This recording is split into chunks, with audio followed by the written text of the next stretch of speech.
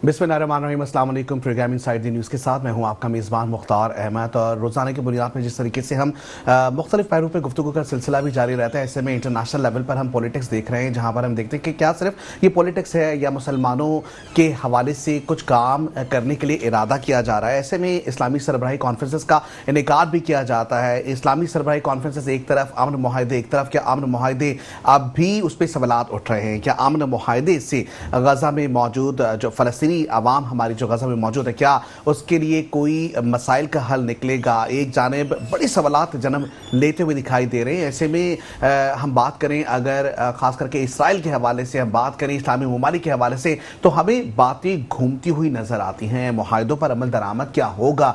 जो मुआहदे किए जा रहे हैं, क्या वो फ़लस्तीनियों की हिमायत में हैं या इससे क्या तासुर जन्म ले रहा है? इस पर खुसूसी गुफ्तगू का सिलसिला जारी रहेगा। इस वक्त हमें ज्वाइन कर चुके हैं इकबाल एडवाणी साहब, जो कि इस वक्त हमारे साथ स्टूडियो में मौजूद है। सबसे पहले वेलकम करेंगे। अस्सलाम वालेकुम सर। वालेकुम सलाम। इकबाल एडवाणी साहब, किस तरीके से देखते हैं? तमाम तर सूरत हाल सबके सामने हैं। अब अमन मुआहदा भी हो जाता है, अमन मुआहदे के नुकात भी पेश किए जाते हैं, लेकिन तमाम तर सूरत हाल हमें घूमी हुई नजर आती है और हर जगह यू टर्न नजर आता है। आप किस तरीके से देखते हैं? देखिए, बात ये नहीं है, अभी जो हम मुआहदे के हवाले से जो आप बात कर रहे हैं वो इस तरह नहीं है। कुछ दिन पहले एक 8 या 10 मुल्कों को ट्रम्प के साथ मुलाकात हुई थी, मुस्लिम कंट्रियों से। वहाँ इन्होंने जो पेश किए थे और अभी जो बाद में जो उस वक्त जो इन्होंने इनको मुआहदा बताया था कि ये चीज़ें हमको करनी है, और अभी जो नेतन्याहू के साथ जो प्रेस कॉन्फ्रेंस की, उसमें ये चीज़ों में तब्दील कर दिया गया। नेतन्याहू ने खुद जाके 2-3 से किया नहीं, बल्कि 3 मेरे हिसाब से तब्दील करके रख दी। और मेन जो 3 चीज़ें थी, देखें एक चीज़ मैं आपको बताऊं कि सबसे पहली जो चीज़ है वो जो इसराइल जो चाहता है, इसराइल कभी भी गज़ा छोड़ेगा नहीं, इसराइल की फ़ौज नहीं जाएंगी।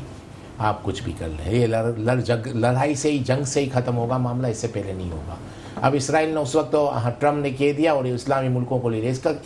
इसमें एक अच्छी टेक्निक क्या यूज़ की थी ट्रम्प ने, कि उस वक्त उनको जो मुआहदा दिखाया था उससे इनको एग्री करके फिर क्या कर, अगर ये वाला मुआहदा हमास नहीं मानेगा तो फिर हमास की गलती है, क्योंकि मुस्लिम कंट्री तो सब ऑन बोर्ड है। और उसके बाद जब उससे बात हुई नेतन्याहू से, तो उसमें तब्दील करके फिर वही मुआहदा है भेज दिया कि भाई इसमें तो पूरा इस्लामी दुनिया इस पर ऑन बोर्ड है, अब हमास नहीं मानती तो हमास का कसूर है। लेकिन उसमें सबसे बड़ी जो चीज़ थी जो तकरीर में भी उसने कहा कि हम फ़लस्तीन रियासत तस्लीम नहीं करते। तो पहला तो यही इन्होंने एक तरह से चेंज ही कर लिया मुआहदे में। दूसरा, इन्होंने जो बाद में नेतन्याहू ने कहा कि हम तो गज़ा छोड़ेंगे नहीं, तो मेन यस, और यही मसला तो था। तो यानी जो मकसद कहने का है कि इस्लामी मुल्क थे जो, इनको भी एक तरह से डबल क्रॉस किया गया। और जो टेक्निक थी बड़ी अच्छी थी कि हम कहेंगे कि इस्लामी मुल्क ऑन बोर्ड है, उसमें तब्दील करके फिर अमन मुआहदा करवा लेंगे। लेकिन पाकिस्तान की जो गलती मुझे लगता है, जो दूसरी बार जो हुआ, यानी जो पाकिस्तान ने, जैसे नेतन्याहू की स्पीच वगैरह ख़त्म हुई, पाकिस्तान ने फ़ौरन इसका खैर मकदम कर लिया। पाकिस्तान ने रीड नहीं किया और उसको एक्सेप्ट कर लिया, जहाँ से पाकिस्तान के अंदर जो नाराज़गियाँ चल रही हैं उसकी वजह यही है। पाकिस्तान भी अपने डबल क्रॉस हो गया। लेकिन शहबाज शरीफ की गलती क्या थी कि परे बगैर उन्होंने अनाउंस कर दिया कि ये इसको हम खैर मकदम करते हैं, जिसकी वजह से कंफ्यूजन पैदा हुआ। और आई थिंक वाकई में क्या आप ये देखें कि वज़ीर आज़म एक है और क्या वो बगैर पढ़े इस तरीके से कोई भी मुआहदा साइन कर देंगे?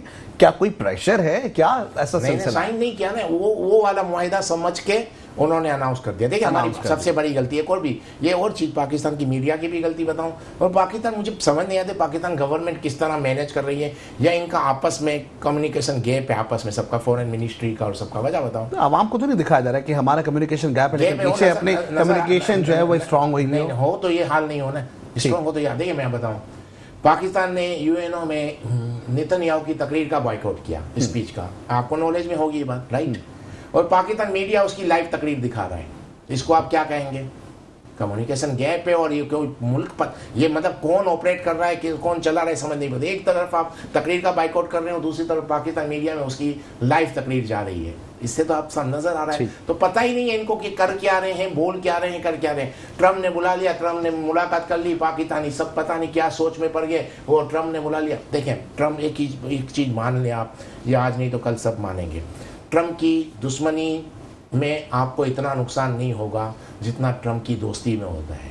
क्योंकि ये एक कंफ्यूज। चलिए, इसके ऊपर गुफ्तगू का सिलसिला जारी रहेगा। जो बात आपने कही कि जो दुश्मनी या जो दोस्ती है उसमें कितना फायदा होगा, कितना नुकसान होगा, इस पर खुसूसी गुफ्तगू का सिलसिला जारी रहेगा। यहाँ वक्त हुआ है ब्रेक का, ब्रेक में जाएंगे, वापस आते हैं। हमारे साथ जुड़े रहें, देखते रहे हमारा प्रोग्राम जिसका नाम है inside the news. Welcome back to the show. जैसे कि प्रोग्राम में गुफ्तगू का सिलसिला जारी था और हम बात कर रहे थे डोनाल्ड ट्रंप के हवाले से। पूरी दुनिया की जो सियासत है और सियासती पहलू से अगर हम देख रहे हैं तो वहाँ पर डोनाल्ड ट्रंप की एक एक बात पर गौर किया जा रहा है। क्या फ़िक्रमंद क्यों हैं, इस्लामी ममालिक के साथ जो ताल्लुकात चल रहे हैं, आया दोस्ती की बात हो या दुश्मनी की बात हो, उसके ऊपर खुसूसी गुफ्तगू जारी है। इकबाल अडवाणी साहब, अभी कुछ देर कबल आप कह रहे थे कि जी दुश्मनी जो है ना वो ज़्यादा अच्छी चीज़ है एज़ कम्पेयर कि हम दोस्ती कर रहे हैं। ना, नो डाउट। आप देख लें, ट्रम्प की दुश्मनी इतना नुकसानदेह नहीं है जितना उसकी दोस्ती नुकसानदेह है।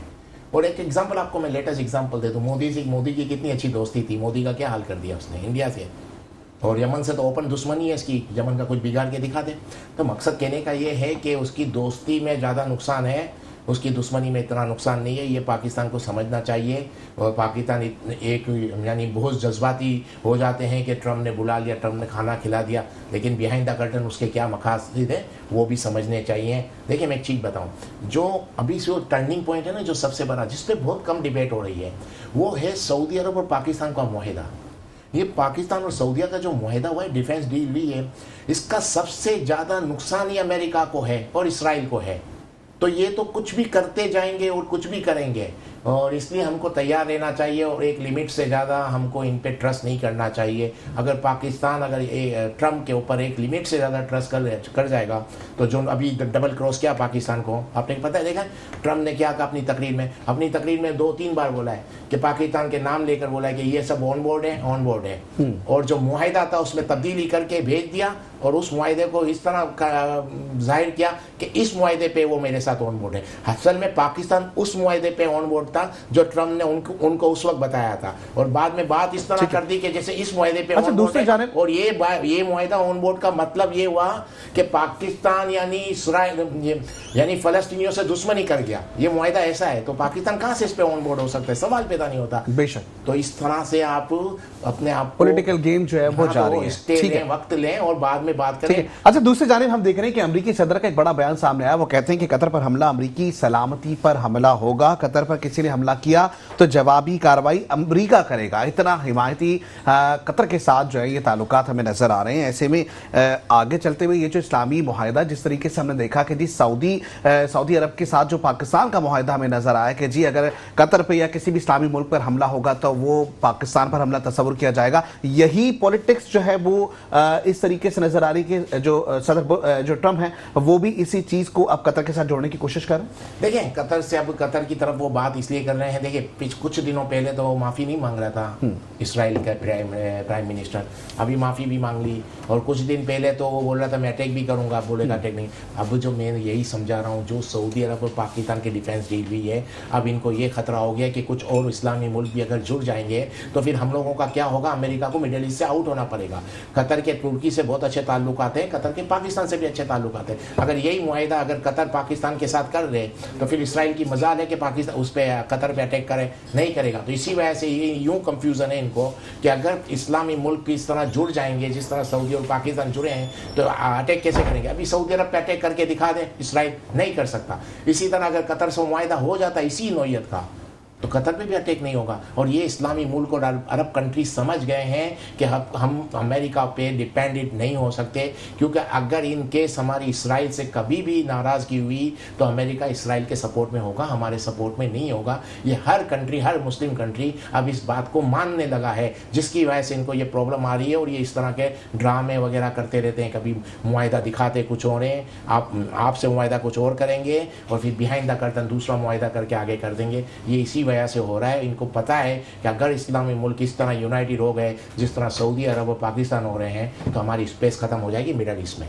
और यही वजूहत है। अच्छा, दूसरी जानिब जो है वो एक और बात सामने आई जहां सवाल ये बनता है कि क्या गजा की मकामी सिक्योरिटी फ़लस्तीनियों के पास ही रहेगी, या जो वो कह रहे हैं कि जो इसराइल की जो सिक्योरिटी है वो हम कुछ टाइम के लिए फ़लस्तीन में रखेंगे। तो ये बात समझ से थोड़ी बालातर है। एक जगह अमन मुआहिदे की बात हो रही है, दूसरी तरफ सिक्योरिटी आप अपनी लगाना चाहते हैं। नहीं तो वो तो जाएंगे ही नहीं, जाना ही नहीं चाहते। उन्होंने देखिए, अगर मुआहिदा होता है, मुआहिदा क्या हुआ था, मुआहिदा हुआ था कि इसराइल अपनी फ़ौज विड्रॉ करेगा और कैदी रिहा होते जाएंगे। ये एक जो मुआहदा था, और इसको जो गज़ा को है वो टेक ओवर करने के लिए इस्लामी फोर्स आएगी। तो ये तोड़ा दिया इन्होंने अपने दूसरे मुआहदे में। तो ये मुआहदा इसी तरह उन्होंने एक्सेप्ट किया मुस्लिम कंट्रियों ने, और बाद में उसने तब्दील कर दिया। आप देखिए 2-3 दिन के अंदर इसका रिजल्ट आ जाएगा कि हर मुस्लिम मुल्क कहेगा कि हमको ये एक्सेप्ट नहीं है, और हमास भी मुझे लगता है कहेगी कि हमको एक्सेप्ट नहीं है। अच्छा, मुझे ऐसा लगता है पहले मुआहदे बना लिए जाते हैं, उसके बाद वो देखते हैं कि जी इसका रिएक्शन क्या आ रहा है, फिर उसके बाद यू टर्न ले लिया जाता है। कुछ इस तरीके की सूरत हाल इस वक्त हमें नजर आ रही है। ऐसे भी इस वक्त हमें ज्वाइन किया कर्नल रिटायर्ड असद महमूद साहब ने, दिफाई तजिया कार है। सबसे पहले वेलकम करेंगे। अस्सलाम वालेकुम सर। वालेकुम अस्सलाम जी महमूद साहब, तमाम तर सूरत हाल सबके सामने हैं। गजा की सूरत हाल ले रहे हैं, फलस्तीन देख रहे हैं, हम इसके साथ साथ इजराइल की जो हरकत और सकनात नजर आ रही है वो भी देख रहे हैं, और इसके साथ साथ अमेरिकी सदर डोनाल्ड ट्रंप के हवाले से भी जो मुआहदे किए जा रहे हैं उस पर भी तमाम तर सूरत हाल सबके सामने। ऐसे में क्या गजा में आमने एजेंडा जो है उसमें ट्रंप का 20 इसराइली हिमायत याफ्ता नुकाती मनसूबा क्या असरात मुरतब करेगा? बिस्मिल्लाहिर्रहमानिर्रहीम, thank you very much. Generally अगर आप ये कहें कि इन तमाम नुकात को पढ़े बगैर जिस तरीके से आप एटीट्यूड या स्टेटमेंट्स देखते हैं डोनाल्ड ट्रंप की, तो ऐसा लगता है जी कि नहीं, वहाँ पर तो बड़े बेहतर हालात होने जा रहे हैं। दूसरी तरफ जब आप नेतन्याहू को उसकी स्टेटमेंट्स को देखते हैं तो यू फील कि नहीं, वो तो ये जो ओवरऑल एग्रीमेंट प्रपोजल दिया है उसको तो वो किसी सूरत वो एग्री कर ही नहीं रहा। एंड ही सेज कि नहीं, we are not going to leave the Gaza, किसी सूरत के अंदर भी। तो मैं नहीं समझता कि किसी सूरत के अंदर भी, इवन ये अगर 21 पॉइंट्स हैं इनके, अगर इनके ऊपर भी एक लासी चीज़ों को लेकर चलते हैं तो वो तो सारी की सारी ऐसी हैं जो कि आप कह सकते हैं कि इजरायली बाइज हैं, यानी उनको एक लिहाज से सपोर्ट करती हैं। No, where are the Palestinian people, where are the Palestinian land, where is going to be the country of the Palestine? No, that is something very important. फिर अगली देखें कि जी अच्छा, वहाँ पर अगर फलस्तीनियन अथॉरिटी अगर वहाँ पर मौजूद है, इस ओवरऑल इस पूरी चीज़ को जब आप ओवरऑल देखते हैं तो यू फील कि नहीं, एक चीज़ है जी, हमास को किसी सूरत के अंदर अनाम करना है। सो दैट मीन ये आप ये कह सकते हैं कि पिछले 2 सालों में अब तक ये हमास को डिसआर्म नहीं कर सके, डिसलॉज नहीं कर सके, या एक लिहाज से उसको किसी सूरत के अंदर भी न्यूट्रल नहीं कर सके। तो अब ये एक और लिहाज से शेप लेकर आ गए। और बिल्कुल ठीक है, मैं आपसे एग्री भी करता हूँ, ये मुख्तलिफ तरह के प्रपोजल्स देते हैं इस्लामी मुल्कों को, और नेचुरली वो प्रपोजल जो कि अब नहीं है, जो अब एक लिहाज से मैं समझता हूँ कि सामने आया है, तो उसके अंदर तो काफ़ी बेहतर में भी क्लॉजेस एक लिहाज से उन्होंने शामिल की हों, दिस केस होके। और जनरली मैं आपसे ये बताऊँ कि जब तक आप जितने भी हमारे फ़लस्तीनी भाई बहन हैं, जब तक आप उनको उनके हुकूक नहीं देंगे, 1967 पाकिस्तान का तो बिल्कुल क्लियर मौक़िफ़ है कि जब तक 1967 से पहले की जो कुछ सिचुएशन थी, जब तक आप फ़लस्तीन को उस पर नहीं लेके जाते तो ओवरऑल तो इस सूरत के अंदर अमन नहीं हो सकता। अगर आपको याद हो, इससे पहले भी मेरा ख्याल है कि जब यासर अरफात जिंदा थे तो उनका इजरायली वज़ीर आज़म और साथ ही जो प्रेसिडेंट थे अमेरिका के, उन्होंने जो मुआहदा कराया था तो पूरी दुनिया को ऐसा लगा था कि नहीं, अब तो सिचुएशन सारी क्लियर हो गई है, 2 स्टेट्स की बात एक लिहाज से हो गई है, फ़लस्तीनियों का अपना मुल्क होगा, इजराइल का अपना मुल्क होगा। और उस सारे कज़िये को अगर आप 27-28 साल गुजर गए हैं तो अब ये देखें कि जो सिचुएशन अब सामने आई, और पिछले 2 सालों के अंदर आप समझते हैं कि फ़लस्तीनी अवाम का, उनको स्पेशली बच्चों का, औरतों का, और फिर गजा को जिस तरीके से टोटली आप कह सकते हैं कि उन्होंने एरेज कर दिया ज़मीन से, तो ये हज़ारों जो लोग जो है वो शहीद हुए हैं। आफ्टर को इसका मतलब ये मास किलिंग है ना, ये जेनोसाइड एक लिहाज से आपने होते हुए देखा है इजराइल के हाथों। और इजराइल, डू यू थिंक कि इजराइल सब कुछ ये अकेले कर रहा है? अमेरिका इसके पीछे एक लिहाज से नहीं है, बिल्कुल अमेरिका मौजूद है। देखें ना कितनी करारदादें ऐसी हैं कि गजा के अंदर जंगबंदी की, सिक्योरिटी काउंसिल की जो करारदादें हैं उसको तो मैं समझता हूँ कि अमेरिका हर टाइम पे वीटो करता चला है एक लिहाज से। तो मैं ये कहूँगा कि जब तक आप एक पायदार, एक कंप्रिहेंसिव किस्म का कोई ऐसा एग्रीमेंट नहीं करते कि जिसके अंदर दोनों को एड्रेस करें आप, मतलब इजराइल को अपनी औकात, अपनी हुदूद के अंदर रखें, फलस्तीन को अपनी एक अलग स्टेट जब तक उनकी नहीं बनती, जब तक सिचुएशन ऐसी नहीं होती। अच्छा, अमन मुआहदे के जो 20 नुकात हैं उसमें आईएसएफ के हवाले से भी बात की। उन्होंने कहा कि एक बैनुल-अक़वामी फोर्स है, आईएसएफ गजा में अमन कायम करेगी और फलस्तीन पुलिस को तरबियत भी देगी। दूसरी जानब वो ये भी कहते हैं कि इसराइल गजा पर कब्जा नहीं करेगा, सिर्फ सिक्योरिटी के लिए आर्जी मौजूदगी रखेगा। इस 2 पॉइंट्स को किस तरीके से देखते हैं सर? बिल्कुल, मैं समझता हूँ कि ये ऐसा ही है कि जब आप इस्लामिक जो सिक्योरिटी फोर्स है आपको वहाँ लेके जाते हैं, इजरायली वहाँ पर मौजूद हैं, वो वहाँ से निकलना नहीं चाहते, एरिया का जो उनका होल्ड है वो किसी सूरत को छोड़ना नहीं चाहते। तो आप मुझे ये बताएं कि ISAF वहाँ जाके करेगी क्या? वो what are they going to do? वहाँ तो इस वक्त ओवरऑल कह सकते हैं कि इमारतों के मलबे अभी भी वहाँ पे कितने लोग होंगे जो कि वहाँ पे एक लिहाज से बिल्डिंगों के अंदर एक लिहाज से दफन होंगे। और ये कहना, अच्छा एक आप कहते हैं ना कि ओवरऑल अगर इस सारी चीज को पढ़ें तो ऐसा लगता है ये पॉइंट फार्म के अंदर किसी को कोई सोच है जो कि इजरायली माइंड को उसने देखा और फिर उसको उस तरीके से जॉट डाउन कर दिया। इसके सारे कजिए के अंदर आप बताइए ना कि फलस्तीन आपको क्या नजर आता है या फलस्तीनी लोग एक लिहाज से क्या नजर आते हैं? तो मैं ये समझता हूँ कि हमें इसके अंदर बड़ा सीरियसली एक लिहाज से देखना चाहिए। और मैं अपनी जो हुकूमत है, मैं उनसे भी मेरा ख्याल है कि जिस तरीके से शहबाज शरीफ साहब ने ये कहा है कि जी नहीं, हम इस पहले तो उन्होंने कहा जी एग्रीमेंट को हम एग्री करते हैं, लेकिन फिर मैंने वही आपसे कहा ना, ये कहते कुछ हैं, बताते कुछ हैं, दिखाते कुछ हैं। अच्छा असद महमूद साहब, पाकिस्तान मुस्लिम लीग कयूम से आपका भी ताल्लुक है, सियासी सरगर्मियां आपकी भी रहती हैं, ऐसे में ये जो मुकालमे सामने आ रहे हैं सदर ट्रंप की जानिब से, हम इसको ये ना कहें कि ये सियासी बयानबाजी है, पसे पर्दा मंजर कुछ और है? मेरा ख्याल आप ये कह सकते हैं, बिकॉज जहाँ तक तो डोनाल्ड ट्रंप का ताल्लुक है, मेरा ख्याल है मैं कभी सोचता था कि नहीं, Trump is going to take over America, कुछ चीजें काफी बेहतर होती हुई नजर आएंगी। बट मैं ये फील करता हूँ कि अभी आपको ये नहीं लगता कि नोबेल प्राइज के लिए जो है वो सदर ट्रंप उतावले हो रहे हैं? उनका यही कहना है, वो 2 मुल्कों को लड़वाते हैं, फिर बीच में आके सुलह करवाते हैं, फिर उसके बाद दोबारा उनके साथ अपने मामलात बना लेते हैं। हम ये तीसरी चौथी बार इस तरीके से देख रहे हैं। हम कतर की बात कर लें, कतर पर हमला होना, फिर पाकिस्तान भारत की जंग का इस तरीके से हो जाना, ये लगता नहीं कि सोचा समझा एक ड्रामा है जो कि रेगुलर बेसिस पे हर 2-3 महीने बाद दोहराया जा रहा है? मेरा ख्याल है ये आपने ना बड़ी एक पर्टिनेंट बात कही है। और ये तो आप कह सकते हैं कि America is such a country कि ना इसकी आपको दोस्ती जो है वो भली लगती है और ना कोई दुश्मनी एक लिहाज से। It is better to stay from America. मैं तो ये कहूँगा, अगर पिछली ऑलमोस्ट हम अगर पाकिस्तान की बात करें 1947 ऑनवर्ड, और फिर जब आपने एक लिहाज से अमेरिका से शेक हैंड किया तब से लेके अब तक, तो अमेरिका के अंदर तो उनकी जो पॉलिसी है उसके अंदर एक कंसिस्टेंसी तो नज़र आई है कि हर ये वो चीज़ करते हैं जो कि अमेरिका को सूट करती है, और वो कोई काम ऐसा नहीं करते कि अमेरिकी मफादात के साथ साथ जो है वो ओके, अगर हमारा मुल्क पाकिस्तान है तो पाकिस्तान के मफादात को भी चीज़ें सूट करें। No, not at all. बिल्कुल एक सेल्फ सेंटर्ड कंट्री है। फाइनली अपने आप को क्लेम करते हैं कि they are the sole super power, but practically talking they are not at all. और आपने बिल्कुल ठीक की बात कही है। डू यू थिंक कि Israel can have this kind of attack on Qatar, जिस तरीके से एक लिहाज से इन्होंने किया, टिल सच टाइम कि they don't have the tacit approval of the American government और डोनाल्ड ट्रंप? बिल्कुल उसके पीछे अमेरिका है। और आपने बिल्कुल ठीक बात की कि जी ये जो है ना कि अच्छा वो अब डोनाल्ड ट्रंप ने ये किया, इनको लड़ा दिया, फिर इनको मना लिया। अच्छा जी क्या हो जी, देखो मैं तो बहुत पीस का बहुत बड़ा जो है वो अमन का दाई हूँ और मैं तो किसी सूरत में इससे पीछे नहीं हो सकता। और हर दिन की स्टेटमेंट देखें, एक स्टेटमेंट पिछले दिन को उससे पिछले दिन को कंट्राडिक्ट करती नजर आती है डोनाल्ड ट्रंप की। तो ये तो सिचुएशन आप देखते हैं, उसकी तरफ आगे चले जाएं।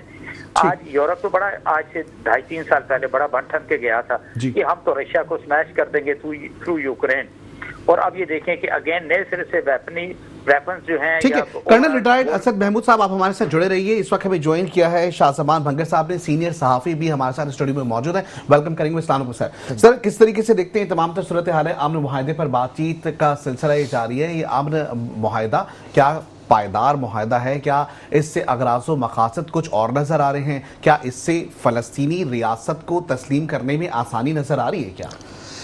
अस्सलाम वालेकुम मुख्तार साहब। वालेकुम अस्सलाम। ये हम जब बातें कर रहे हैं ना, तो हम बात कर रहे हैं बिल्कुल ही ऐसे कि जब कोई चीज़ें इक्वल हों। यहाँ पे सिचुएशन बिल्कुल मुख्तलिफ है। आप जब हिस्ट्री में देखते हैं, जब कोई जंग होती थी, जब कोई एक हार जाता था, तो हार जाने वाले को सारी शराइत मानने पड़ते थे। हम सिचुएशन में जो देख रहे हैं ना, एक चीज़ मतलब एक इतना ऐसा पावरफुल एक पावर सेंटर है जिसको बैकिंग है हर तरफ से, और उसको कोई ख़तरा नहीं है कि उसको किसी कॉन्सिक्वेंस उसको फेस करना पड़ेगा। तो वो तो उसकी मर्जी है, वो शुक्र बेमहार की वाली बात है कि वो जिस तरह से वो चाहे वो अपनी बातें करे। अब हम जो इस वक्त बातें कर रहे हैं कि वहाँ पर पीस फोर्सेस वहाँ पे जाएंगी, पीस फोर्सेस मतलब क्या करेंगी? उनकी जो वहाँ पे पोजीशन होगी जस्ट पुलिसिंग की होगी। पुलिसिंग से आगे उनका कोई रोल मुझे कम से कम नज़र नहीं आ रहा, क्योंकि वहाँ पे वो जो खित्ते में इतना बड़ा ताकतवर एक मुल्क बैठा हुआ है और जो ऐसा मुल्क बैठा हुआ है जिसको कॉन्सिक्वेंसेस की कोई परवाह नहीं है, वो अपनी मर्ज़ी के फैसले करेगा और अपनी मर्ज़ी की चीज़ें मनवाएगा। अब आ जाते हैं फ़लस्तीन की साइड पे कि उनके पास ऑप्शंस क्या हैं। अब उनके पास options to be very sorry है नहीं। वो सारे ऑप्शंस जो उनके पास थे, एक तो होती है ना कि दुनिया के अंदर एक मोरालिटी हो, दुनिया बात करे कानून की, दुनिया बात करे इंसाफ की, ऐसा कुछ भी नहीं है। पावर की बात मानी जा रही है और पावर उनके पास इसलिए बेतहाशा पावर है क्योंकि उसके पास बैकिंग बहुत ज़्यादा है। और वही लोग जो हमसे आके बहुत ही मुहज़्ज़िब होकर बात करते हैं, उनका मुहज़्ज़िब होना हमें अच्छी तरह से यूएन का किरदार कैसा नजर आता है? क्या सिर्फ बातें ही हैं, सिर्फ वो एक क्लॉज आ जाता है, उससे बातचीत का सिलसिला होता है, फिर वहाँ एक बात आ जाती है कि दो रियासतों को तस्लीम करने का मामला आ जाता है? तो सर आप समझते हैं ऐसे में क्या उनकी तरफ से कोई स्ट्रॉन्ग हमें नज़र आ रहा हो कि जी ख़ास करके जो हमारे फ़लस्तीन है उसके लिए कोई बेहतरी या फ़लस्तीन की आज़ादी या फ़लस्तीन को तस्लीम करने के लिए कोई जामा हिकमत अमली उनके पास हो? इसके लिए भी मैं आपको थोड़ा सा पीछे ले जाऊँगा। 1967 में वार ऑफ 6 डेज़ जो हुई थी, अगर आप उसको याद करें तो उसमें क्या हुआ था? उसमें इसराइल ने एक ही दम 6 दिन के अंदर तमाम नेबर्स के अंदर, मतलब फ़लस्तीन नहीं, सिर्फ जॉर्डन भी, सीरिया भी, मतलब जो उनके पड़ोसी हैं सारे मुल्कों के ज़मीनों पर कब्ज़े कर लिए। लेबनान पे कब्ज़ा कर लिया, लेबनान की ज़मीनों पे। जब इसमें इंटरवेंशन हुआ 6 दिन के बाद, जब यूएन वाले आए, उन्होंने कहा कि भाई अब जंग बंद करनी है, तो उन्होंने ये नहीं कहा कि अब वो जो कब्ज़े हुए हैं वो इसराइल खाली करेगा। जो कब्ज़े हो गए, अब यहाँ पे जंग ख़त्म कर लो। तो ये ही उनका रोल है और मैं समझता हूँ कि ये उसी वक्त यूएन अपना जो उनकी जो मतलब असर जो था वो खो चुका था। इकबाल अडवाणी साहब, आप भी हैं, आप किस तरीके से देखते हैं यूएन पे करारदादें पेश की जाती हैं, करारदादें मंजूर भी हो जाती हैं, लेकिन करारदाद पर हिकमत अमली जो सामने आती है, अमल दरामद होता हुआ नज़र नहीं आता? सर देखिए, अमल दरामद इसलिए नहीं होता कि अमेरिका नहीं होने देता। आप इसको मान लें, हर चीज़ में अमेरिका की इन्वॉल्वमेंट है, इसी वजह से अमल नहीं हो पा रहा। और यूएनओ को चलाता ही अमेरिका है, तो जब चलाने वाला ही नहीं मानेगा बात तो कैसे होगा कुछ? तो यूएनओ कोई चीज़ नहीं है। यूएनओ को भी आप समझें, अब यूएसए ही है, अमेरिका ही है। अभी तो एक और एग्जांपल दे दूं, इंटरनेशनल क्रिमिनल कोर्ट में नेतन्याहू को क्रिमिनल डिक्लेयर कर चुके हैं और उनका वारंट जारी है, फिर वो घूमता फिरता है, कोई इसको अरेस्ट कर रहे हैं। तो मकसद कहने का ये सबसे बड़ा प्रॉब्लम क्या है? एक्चुअल इसराइल तो एक प्रॉक्सी है, मैं मानता हूँ। एक्चुअल प्रॉब्लम अमेरिका है। आज की पूरी दुनिया में जितनी जंगें हो रही हैं ना, उसकी जिम्मेदारी एक ही मुल्क पे जाती है, वो है अमेरिका। सब चीज़ें यही कर रहा है। इसराइल क्या है? इसराइल के बैकअप, इसराइल को सिर्फ असला देना छोड़ दे अमेरिका, इसराइल ख़त्म हो जाएगा।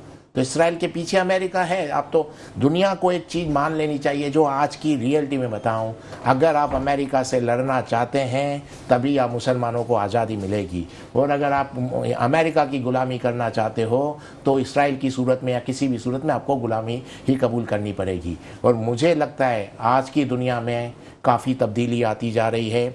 जैसे आपने कहा 1967 के हवाले से, तो उस वक्त 6 दिनों के अंदर 3 से 4 इस्लामी मुल्कों ने शिकस्त तस्लीम कर ली, जिसमें मिस्र, जॉर्डन, सीरिया। आज ये हाल नहीं है। आज सिर्फ गजा की जंग 2 साल से चल रही है। यमन आज भी उनको मिसाइल मार रहा है। उस जंग में इसराइल के ऊपर किसी ने अटैक नहीं कर पाए तो कोई भी, लेकिन आज देखें ईरान ने उसको कितना डैमेज कर दिया। 20 लाख इसराइली मुल्क छोड़ के चले गए हैं। आज अगर इसी तरह ये आप यूं भी समझ लें, ये कितने भी मुआहदे हो जाएं, कितने भी हो जाए, इसका कोई सॉल्यूशन नहीं है। इसका सॉल्यूशन एक ही बता रहा हूँ, एक ही सॉल्यूशन है। आप मरोगे या मारोगे, इसके अलावा कोई सॉल्यूशन नहीं है। ये आप देख लेना। इसराइल से अगर आप जंग जीतते हो तो सही है, अगर इसराइल से जंग हारते हो तो ग्रेटर इसराइल बनता है। ये 2 चीज़ें होंगी, या तो ग्रेटर इसराइल बनेगा या इसराइल का वजूद ख़त्म हो जाएगा। दूसरी चीज़ें कोई दूसरी चीज़ होगी नहीं, और ये जंग ही चलेगी और जंग में ही फैसला होगा, या इसराइल है या ग्रेटर इसराइल है। बस आप देखना है, ग्रेटर इसराइल या मुस्लिम सल्तनत है, बस यही है इसका रिजल्ट। आप किसी भी तरह से किसको भी बीच में डाल दे, रिजल्ट यही आएगा। एक और चीज़ भी बताऊँ, ये जंग बंद नहीं होगी, इसकी वजह एक और बहुत बड़ी है जी।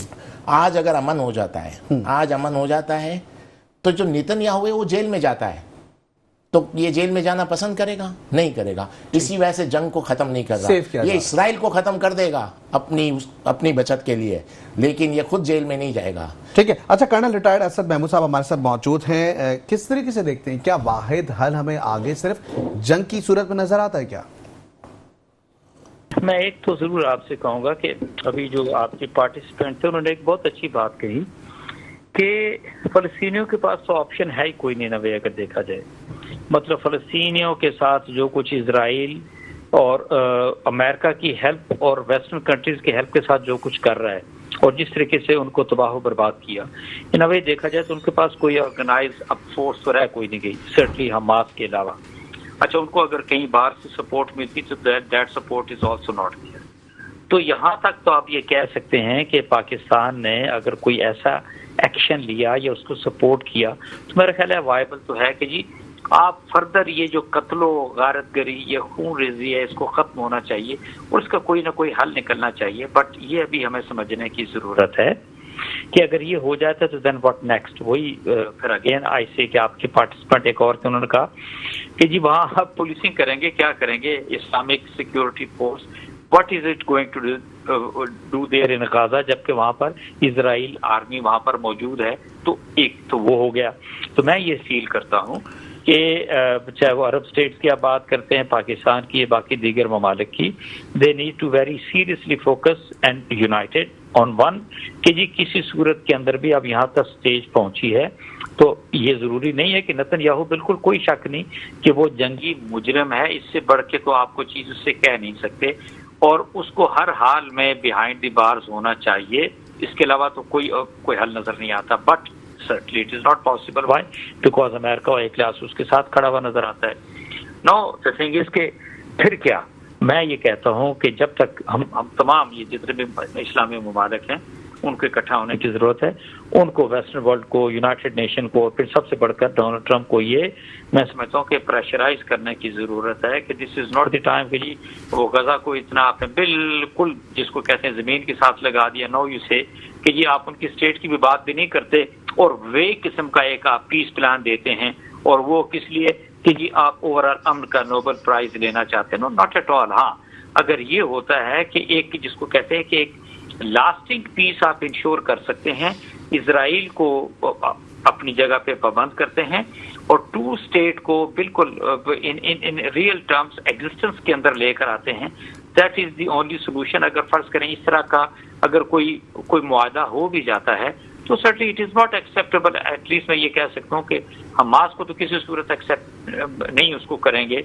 और आगे फिर इसी तरह सिलसिला चलता रहेगा। प्रॉक्सी वॉर से एक लिहाज से चलती रहेंगी। These are not suitable basically फलस्तीनियों के लिए या फिर जो इजराइल के पड़ोसी ममालिक है। और सर्टनली इजराइल के अंदर भी आप देखें तो कोई ऐसी सिचुएशन तो नहीं, आप जब इससे पहले ये ओवरऑल ईरान के साथ भी वॉर पे गया तो जो कुछ आपने जिस तरह के हालात उनके देखे कोई इतने बेहतर तो नहीं थे। और एक इनविंसिबल होने का जी कि नहीं ये तो नाकाबिल तस्खीर मुल्क है, वो तो उसका एक भरम खत्म हो चुका है। तो मैं ये जरूर कहूँगा कि इसके अंदर इंटरनेशनल वर्ल्ड की बात करें, वेस्टर्न वर्ल्ड की, यूके की, अमेरिका की बात करें, उससे भी बढ़ के यूनाइटेड नेशन की, कि उनको बड़ा सीरियस इन सारी चीज़ों को देखना है। और इसके जो वेग प्लान्स हैं certainly these are not implementable, इनको मेरा और बेहतर तरीके से देखना होगा। और सर्टनली हम जितने भी इस्लामी ममालिक आते हैं हमें इसके ऊपर हमें ज्यादा प्रेशराइज करना होगा, क्योंकि अगर आज मैं ये कह सकता हूँ कि आज अगर लेबनान का, सीरिया का, जॉर्डन का या फिर इवन फलस्तीनियों का नंबर है तो डू यू थिंक कि बाकी जो ओवरऑल अरब स्टेट्स हैं क्या वो अपने आप को सिक्योर? बिल्कुल जी, बहुत शुक्रिया कर्नल रिटायर्ड असद महमूद साहब, आप हमारे साथ मौजूद थे, आपका मौक़िफ़ सामने आ गया है और खुसूसी गुफ्तगू का ये सिलसिला जारी रहेगा। आमन मुआहदों से क्या इस्लामी ममालिक को क्या कोई फ़ायदा होगा, क्या ये सिर्फ और सिर्फ फ़लस्तीन की आज़ादी या रियासत को तस्लीम करने के इसके पीछे मकासद, इस पर खुसूसी गुफ्तगू का सिलसिला जारी रहेगा। यहाँ वक्त हुआ है ब्रेक का, वापस आते हैं ब्रेक ब्रेक पे जाते हैं, हमारे साथ जुड़े रहे, देखते रहे हमारा प्रोग्राम जिसका नाम है inside the news. Welcome back to the show. जिससे कि प्रोग्राम में गुफ्तगू का सिलसिला जारी है, जहां आमन मुआहदे के हवाले से बात हो रही है। इससे पहले भी हम देख रहे हैं कि मुतादिद मुआहदे किए गए, इस्लामी ममालिक के अपने एक मुआहदे हैं, वहीं दूसरी जानब हम देखते हैं कि डोनाल्ड ट्रंप की जानिब से आमन मुआहदा, जिसका नाम आमन मुआहदा रखा गया है। दूसरी जानब जिस तरीके से इकबाल अडवाणी साहब के साथ हमारी गुफ्तगू का सिलसिला था, जहां हम देख रहे थे कि नोबेल इनाम की बात आ रही थी, वहीं अमन का जिक्र हो रहा है कि अमन मुआहदा, अमन मुआहदा, अमन मुआहदा। और अगर इसको हम देखें कि इंटरनेशनल लेवल पे भी अगर इसी बात को परसू करते हुए चलेंगे तो मेरे ख्याल से ये चीज़ उनकी इसी गुडविल में शामिल होती हुई नजर आ रही है। ऐसा ही नहीं, देखिए किस चीज़ का नोबेल प्राइज़ इनको दिया जाए, मेरी तो समझ से बाहर है। ये जब आए थे तो उन्होंने कहा था कि यूक्रेन की जंग में बंद करा दूंगा 24 घंटे में। यूक्रेन की जंग तो और बढ़ गई, गजा की जंग बंद नहीं हुई और बढ़ गई। और कौन सी जंग इन्होंने बंद कराई? यमन के ऊपर इन्होंने बमबारियां शुरू कर दी, ईरान के ऊपर ईरान की जंग इन्होंने अलग से शुरू कर दी, कतर के ऊपर अटैक अलग हुआ। तो इनके दौर में तो जंगें बढ़ी है, पाकिस्तान इंडिया की वॉर हुई, इनके दौर में कौन सी जंग बंद हुई है? बाद में जंग कभी जंग होगी तो उसके बाद बंद तो होनी है ना। अगर बंद हो गई तो क्या ट्रम्प ने करवाई? नहीं भाई, पाकिस्तान ने जो इंडिया से जंग सारा क्रेडिट खुद ले रहे हैं। नहीं तो क्या करे, बोलता रहता है तो कोई इसके सामने कुछ बोलने के लिए तैयार नहीं। सब बोलते हैं हाँ, क्या करे, सुपर पावर है। लेकिन मुझे आप बताएं ना, आप डायरेक्ट डिबेट करें, पाकिस्तान इंडिया की जंग हुई तो आपको देखें, अगर प्रीवियस रिकॉर्ड निकालें तो उस वक्त ट्रंप से पूछा गया तो बोला ये इनका आपस का मामला है, मेरा कोई ताल्लुक नहीं है। और जब पाकिस्तान इंडिया के ऊपर हावी हो गया तो इसने जंग बंद करवा दी और बोले मैंने जंग बंद करवाई। आपने जंग शुरू कैसे होने दी? मेन तो सवाल ये, जंग शुरू कैसे हो गई? कतर पे अटैक हुआ तो क्या ट्रंप साहब को नहीं पता था? तो ये जो फिर जो मुलाकातें हो रही हैं, कतर पे अटैक हुआ तो ट्रंप साहब को नहीं पता था? जब अटैक हुआ तो इसके बाद अटैक कितनी देर होगा, बंद तो होगा, तो बंद क्या ट्रंप साहब ने करवाया? नहीं तो मकसद कहने का है जंग शुरू हो जाती है।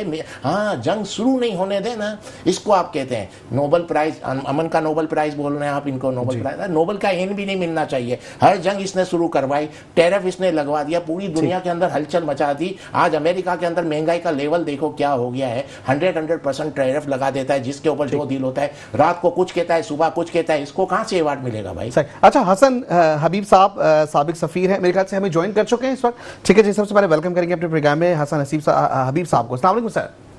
वालेकुम अस्सलाम, बहुत शुक्रिया मुझे दावत देने। हसन हबीब साहब, तमाम सूरत हाल सबके सामने ही है, जहाँ पे हम देख रहे हैं अमन मुआहदे हो रहे हैं। आपको लगता है कि इस्लामी जो ये अमन मुआहदों का मामला है, एक जानब इस्लामी मुआहदे, दूसरी जानब अमन मुआहदा, ये किस तरीके से आप देखते हैं इन मुआहदों को? क्या इससे जो फ़लस्तीन है उसकी रियासत को तस्लीम करने में कोई आसानी नज़र आ रही है? बहुत शुक्रिया। एक तो ये कि जो एग्रीमेंट है जो 21 पॉइंट वाला, इसमें फलस्तीनी रियासत तो मुझे कहीं नजर नहीं आ रही। ये कि अमन हो जाएगा, डेवलपमेंट की तरफ हम जाएंगे, लेकिन इजराइल का कंट्रोल रहेगा और इसमें कोई भी शिफ्ट मेरी समझ में ऐसी नहीं आ रही कि जिससे इजराइल को पाबंद किया जाए। कल अगर इजराइल ने इसको वायलेट किया तो उसका कोई मैकेनिज्म हमारे पास नहीं है इजराइल को कंट्रोल करने का। जहां तक स्टेबलाइजेशन फोर्स है या रिकंस्ट्रक्शन है, ये सब तो वो बातें हैं जो बाद में डोनर पैसे देंगे, लेकिन जो तबाही फैली है वो रिस्टोर तो शायद कभी भी नहीं हो पाए।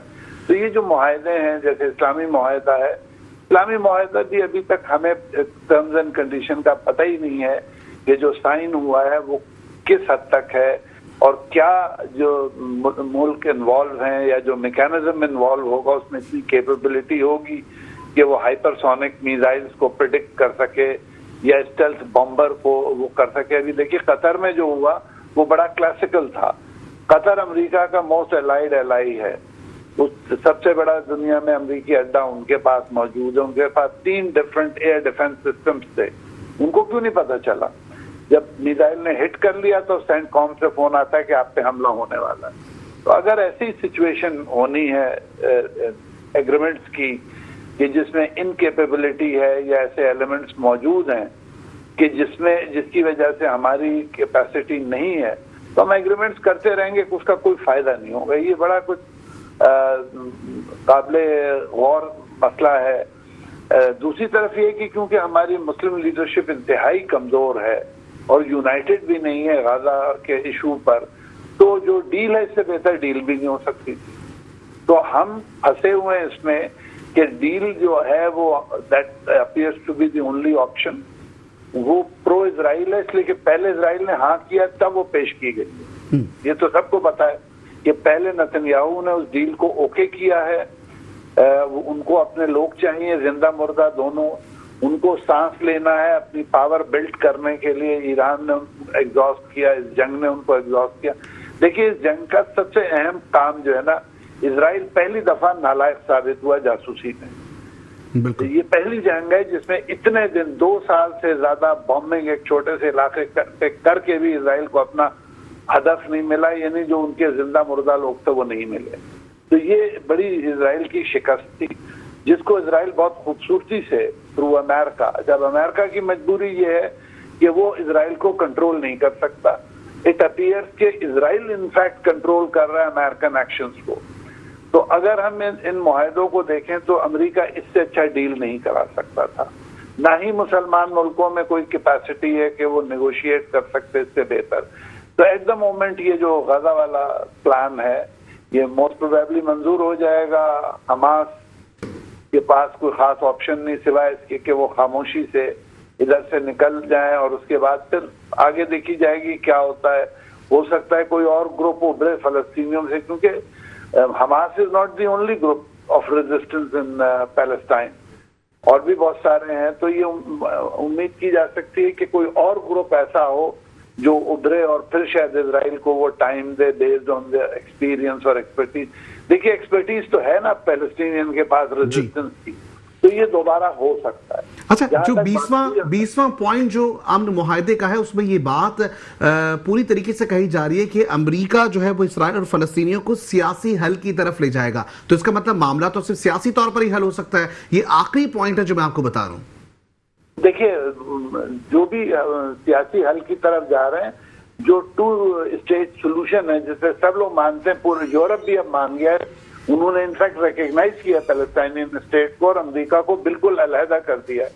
ये जो रिसेंट डेवलपमेंट हुआ है यूएनजीए के साथ साथ, वो ये था कि इजराइल को उन्होंने और अमेरिका को बिल्कुल आइसोलेट कर दिया। 7 मुल्कों ने एक साथ पैलेस्टाइनियन स्टेट को मान लिया, जो बहुत बड़ी कामयाबी समझ सकते हैं। अब इस एग्रीमेंट के बाद यूरोपियन दोबारा अपना वो सोचेंगे और हो सकता है कि पैलेस्टीनियन स्टेट रह जाए। तो इस वक्त हम बहुत ट्रिकी सूरत हाल में है। जैसे मैंने कहा, एक तरफ कोई और सोल्यूशन नजर नहीं आ रहा है क्योंकि इजराइल किसी के काबू में नहीं आ रहा है।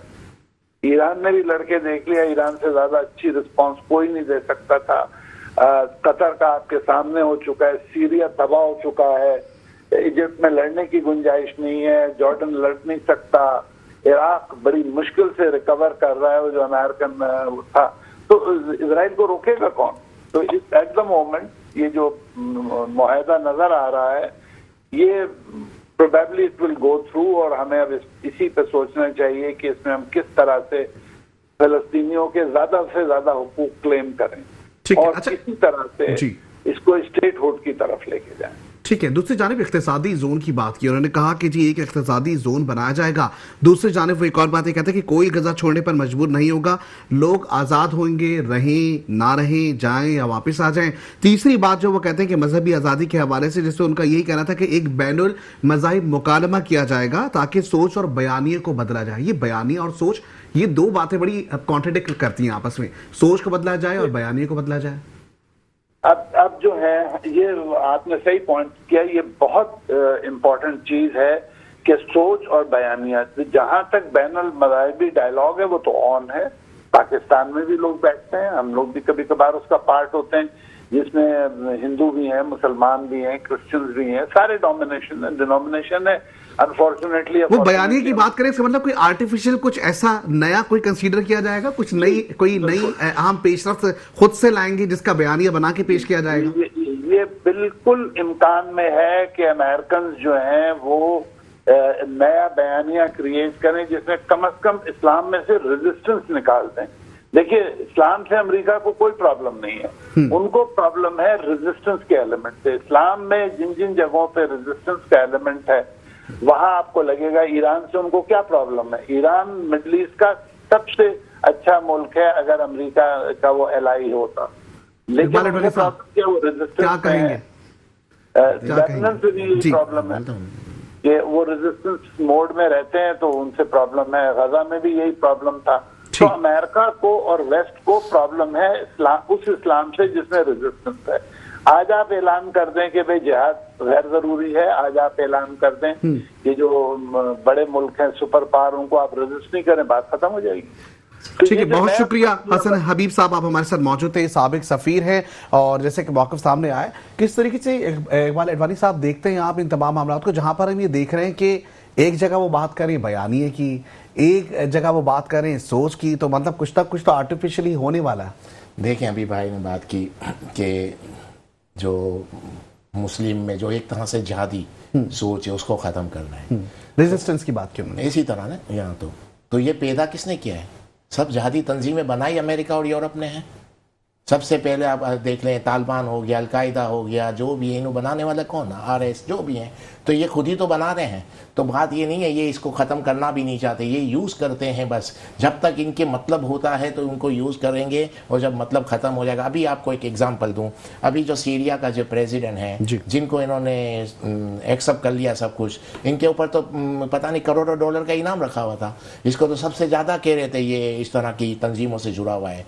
तो ये इनको इस चीज़ से नहीं है, इनको बस हम जो कहें, हमारी हम जिस तरह लेकर चलें उसी तरह सब तंजीमें चलें। हमको दुनिया की जितनी भी मादनियात हैं, दुनिया की जितनी भी इकॉनमी है, वो हमारे कंट्रोल में हो। उसके लिए हमको इस्लाम के नाम पे जिहादी तंजीमें बनाने पड़े, हमको ऑयल हर मुल्क में चाहिए, हमको हर मुल्क की गैस चाहिए, और कुछ भी नहीं है। बस यही एक कहानी है। बाकी आप अमन मुआहिदा आप काफ़ी देर से कर रहे हैं भाई मेरे। जब इनका जो हल बिरादरी थी ना, जो और सेरेमनी किसकी, ट्रम्प साहब की, तो तब मुआहिदा हो गया था। आप अगर जाएं, मुआहिदा भी हो गया था, कैदी भी छूट रहे थे और सब कुछ हो रहा था। आपने देखा होगा कितने कैदी छूटे, सही है। इसके बाद अचानक उसने इसराइल ने विड्रॉ करके दोबारा घुस गया। तो आप इससे मुआहिदा भी कर लो, इसकी कौन गारंटी देगा कि इसराइल पर उस पर खड़ा रहेगा? नहीं खड़ा रहेगा। इसराइल से लड़ेगा ही, मारता रहेगा। हमारे पास मुसलमानों के पास कोई दूसरा ऑप्शन नहीं है, अपना डिफेंड करना पड़ेगा और इनसे लड़ना पड़ेगा। आप कितने भी मुआहिदे कर लो, 1948 से लेकर अभी तक कितने मुआहिदे हुए हैं, सब तो इसराइल ने तोड़ दिए। एक एक मुआहिदा तोड़ता गया। उस वक्त इसराइल के पास कितनी जगह थी और आज उसकी 6 गुना ज़्यादा जगह है। उस वक्त से लेकर 1940, बल्कि मैं तो कहूँगा 1936 से लेकर हर मुआहिदा तो तोड़ता जा रहा है। तो आप इनसे कितने भी मुआहिदे कर लें, रिजल्ट यही है कि आज नहीं तो कल आपको इनसे लड़ना ही पड़ेगा। आपको इसके अलावा आपका राइट मिलेगा ही नहीं। ठीक है। अच्छा, दूसरे जानब हमारे साथ शाहजमान भंगर साहब मौजूद हैं, सीनियर सहाफ़ी भी हैं। और हम ये देख रहे हैं कि जिस तरीके से इकबाल अडवाणी साहब ने बात की, हसन हबीब साहब ने बात की, इसके साथ साथ कर्नल रिटायर्ड महमूद असद साहब ने बात की, तमाम तर चीज़ों पे हमें ये नज़र आ रहा है कि ये सिर्फ बातें घूमी फिरी नज़र आ रही, कहीं पे हमें हल नज़र नहीं आ रहा। हल ये मुआहिदे करके ही होगा, या जिस तरीके से हमने बोला कि आखिरी हल सिर्फ जंग ही है? आप किस तरीके से देखते हैं? देखिए, बात यह है कि बातें तो करने में बहुत अच्छा है। हम ये कह सकते हैं कि भाई जंग तो नहीं है, एग्रेशन है। एक तरफ से मार रहा है, दूसरे तरफ से वो लोग मर रहे हैं। एग्रेशन है और बर्दाश्त है, दो मुकाबले, कोई जंग नहीं है ऐसा सच जिसको हम जंग कहें। मतलब अब इसराइल के साथ हमारा क्या, अगर हम पूरी इस्लामिक वर्ल्ड को एक तरफ करके देख लें, इसराइल के साथ, इसराइल की टेक्नोलॉजी के साथ, इसराइल की इंटेलिजेंस के साथ, मैं इस बात से भी इत्तेफाक करता हूं कि वो अभी तक नहीं पहुंच सके उन तक, होस्टेजेस तक। तो हो सकता है कुछ लोगों का ये कहना है कि ये भी स्ट्रेटेजी का पार्ट हो सकता है।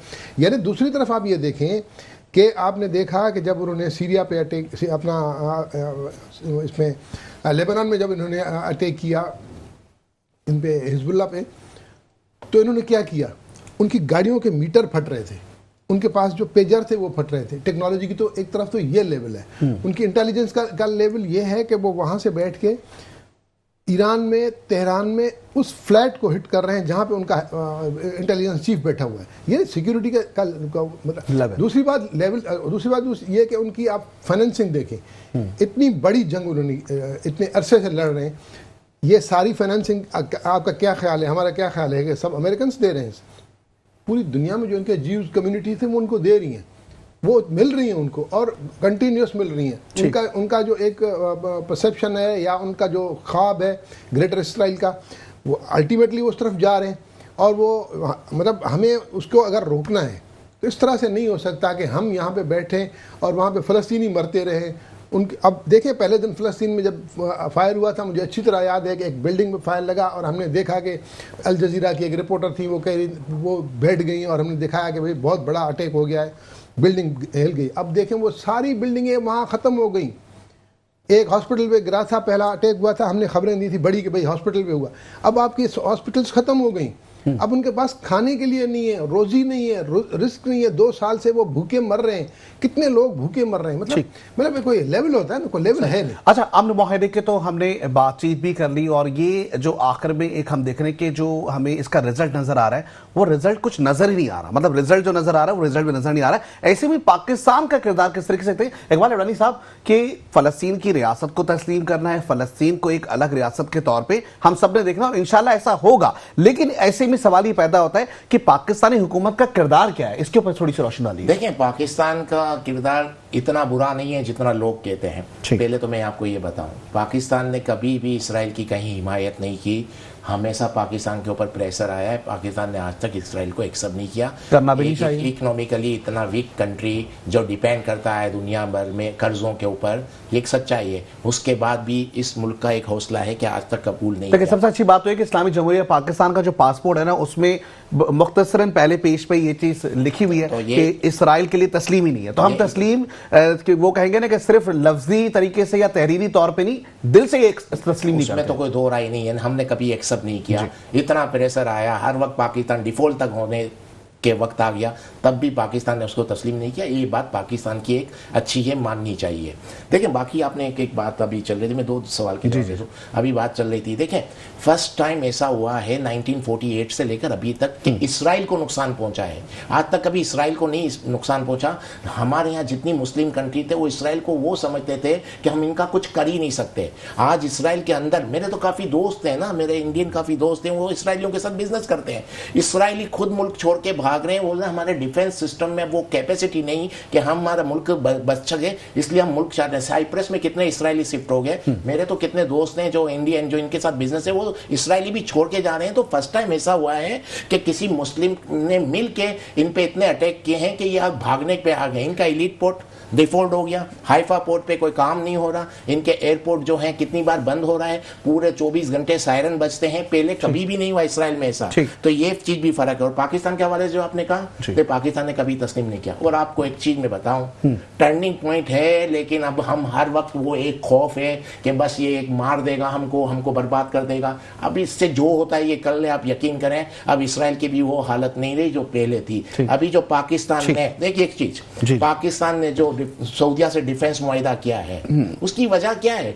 आप किसी अरब कंट्री में इतनी हिम्मत तो आ गई कि वो इसराइल के अगेंस्ट मुआहिदा कर रहा है, और एक एटमी ताकत को तबूक पे, यानी जो 500-700 किलोमीटर दूर है इसराइल से, वहां बिठा दिया, और एक अल-जौफ की पोर्ट पे, अल-जौफ पे उधर बिठा दिया एक एटमी ताकत को। ये क्या इसराइल को एक्सेप्ट है? लेकिन इसके बाद भी आज सऊदी अरब ने हिम्मत दिखाई ना। वो हिम्मत क्यों दिखाई कि मुस्लिम लड़ रहे हैं 2 साल से इसराइल के साथ, और ईरान ने उतना नुकसान पहुंचाया है कि इसराइल की पोल खुल गई कि ये। ठीक है, चले आपका लास्ट कमेंट हमारे पास आ गया। इस वक्त हमारे साथ जो है वो मौजूद हैं शाहजमान भंगर साहब है, सीनियर सहाफी भी हैं। सर, आखिरी एक कमेंट लेना चाहेंगे कि पाकिस्तान की हम देख रहे हैं कि जो किरदार अभी नजर आ रहा है, ऐसे में हमें ऐसा लगता है कि जो जिस तरीके से डोनाल्ड ट्रंप अब बार बार इस्लामी ममालिक की तरफ रुख कर रहा है, ये एक तरीके से उसकी शिकस्त है।